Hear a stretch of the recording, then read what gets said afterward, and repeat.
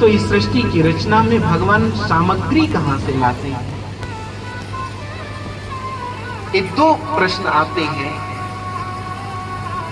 और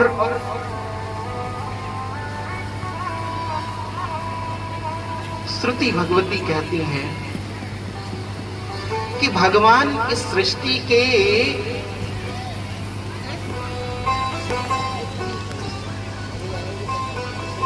ऐसे कारण हैं जिसमें प्रयोजन और उपादान की कोई आवश्यकता नहीं पड़ती। एक बार भगवान बैठे थे, भगवान के मन में संकल्प आया, एको हम बहुश्यामा, क्योंकि अकेलापन किसी को अच्छा नहीं लगता। वेद भगवान कहते हैं एकाकी न रमते तस्मात् द्विधा भवति। अकेलापन किसी को अच्छा नहीं लगता। आपको भी अभी अकेले एक कमरे में बंद कर दिया जाए, आप कितने भी अंतर्मुखी हो, 2 दिन 4 दिन 6 दिन 10 दिन महीने भर में आपका मन ऊब जाएगा। आप भी विचार करोगे कि कहीं हमको जाना चाहिए। वैसे ही परमात्मा जब इस सृष्टि में कुछ नहीं था तो वही परमात्मा थे और परमात्मा के मन में एक भाव आया, एको हम बहुश्यामा, और जैसे उनके मन में भाव आया, उनके मन में भाव आते ही चारों तरफ जल प्रकट हुआ। उस जल पर एक चतुर्भुज रूप वाले महापुरुष प्रकट हुए। उनकी नाभि से कमल निकला, उस पर एक 5 मुख वाले ब्रह्मा प्रकट हुए,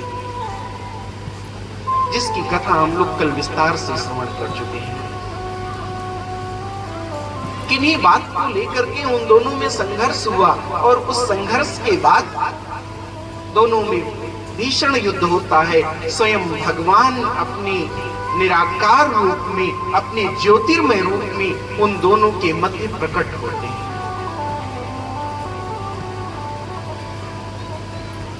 उनके उस विवाद का निस्तारण किया और विवाद का निस्तारण करने के बाद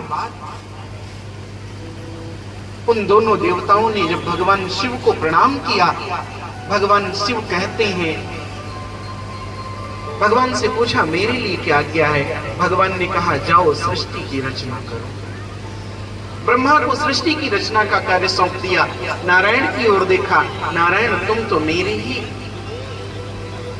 स्वरूप हो, मेरे अत्यंत निकट हो, इसलिए जिस सृष्टि को ये ब्रह्मा बनाई उस सृष्टि के पालन की जिम्मेदारी मैं तुमको सौंपता हूं।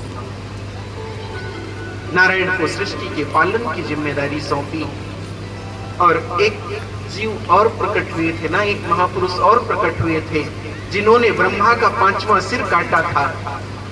उनको कहा, उनकी ओर देख करके भगवान संकेत करते हैं यह मेरे ही अंश हैं, मैं स्वयं इस सृष्टि के संहार की प्रक्रिया को पूरा करूंगा। इस प्रकार से त्रिदेवों की उत्पत्ति हुई और उन त्रिदेवों के भी जो देव हैं उनका नाम है शिव।